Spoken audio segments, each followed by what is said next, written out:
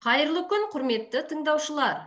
Сіздермен бірге бүгін мен Алматы облысы тіл оқу әдістемелік орталығы Еңбекші Қазақ аудандық филиалының оқытушысы Балжан Жақсылыққызы Ахметова.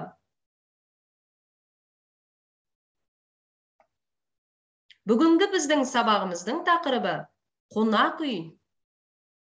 Грамматикалық тақырып бұйрық рай деп едім.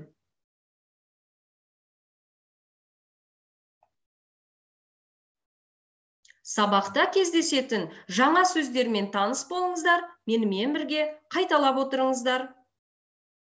Тапсырыс: ұшақ, ұшу, шабадан, шағым, әуежай, бөлек, естелік, жалғыз, жағажай, бірге есептеу. Дәл таптыңыз. Шағым және тілектер кітапшасы. Құрметті тыңдаушылар, жаңа сөздермен таныс болсаңыздар, сабағымызға қатысты бірінші тапсырма. Менімен бірге қайталаңыз. Қайырлы күн. Мен қонақ үйге тапсырыс берейін деп едім. Сұрай беріңіз, тыңдап тұрмын. Екі адамдық бөлмелер бар ма? Бар. Екі адамға екі бөлек бөлме болса. Кешіріңіз, ондай бөлмелер жоқ. Жақсы, бөлек бөлме болса деп едім. Жақсы, бізге шағымыңыз жоқ шығар?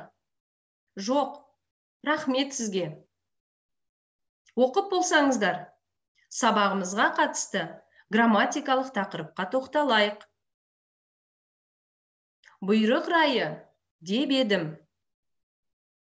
Бір нәрсеге ынталы, ниетті екенін білдіреді. Мысалы, қалаға ертең жүрейін деп едім. Олар Лондонға барайын деп еді.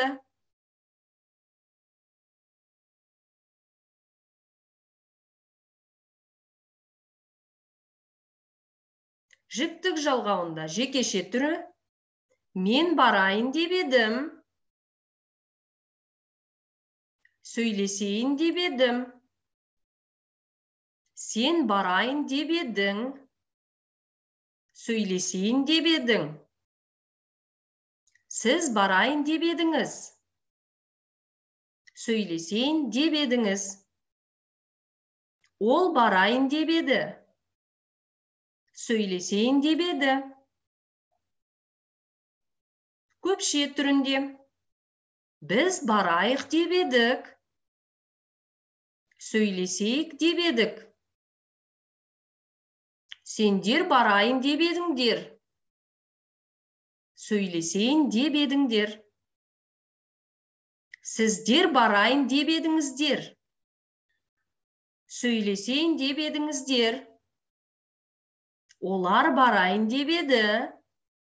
Сөйлесейін деп еді. Құрметті тыңдаушылар, грамматикалық тақырып түсінікті болса, сабағымызға қатысты екінші тапсырма. Үлгі бойынша жазыңыз. Бірінші сөйлем үлгі ретінде беріліп тұр. Ол сізге көрсетейін деп еді.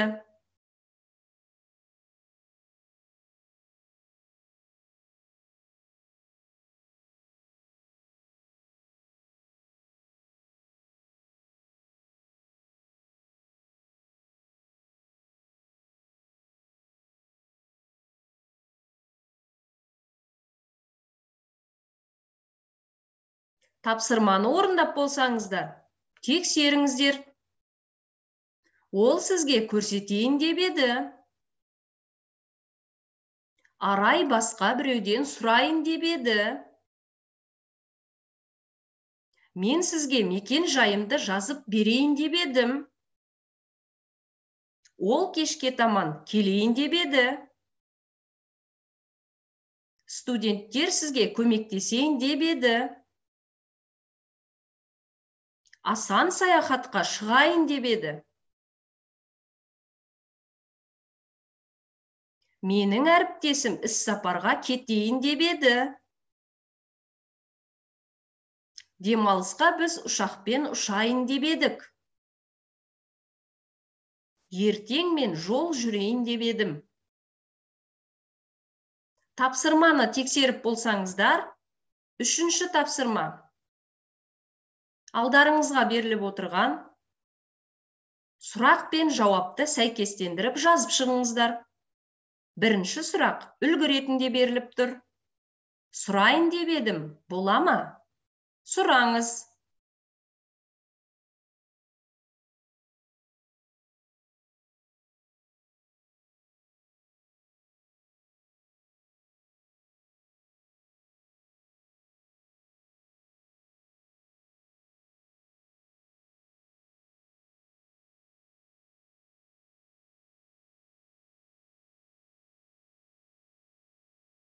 Тапсырманы орындап болсаңыздар, тексеріңіздер.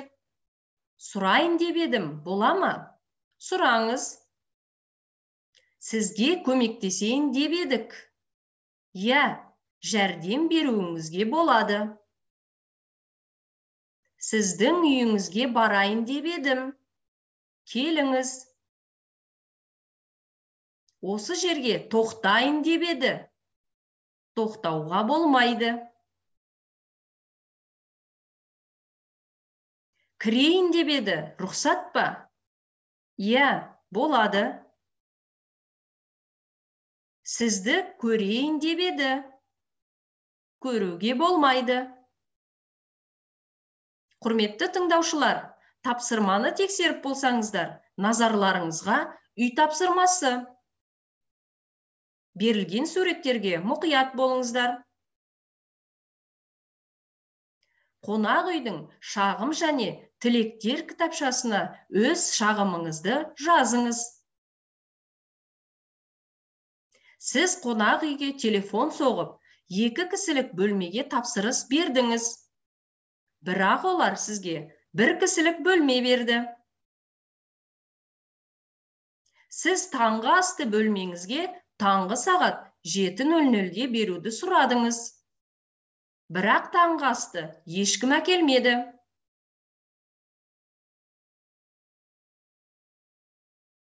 Берілген тапсырма түсінікті болса, бүгінгі біздің сабағымыз осымен аяқталды. Келесі сабақта кездескенше сау болыңыздар.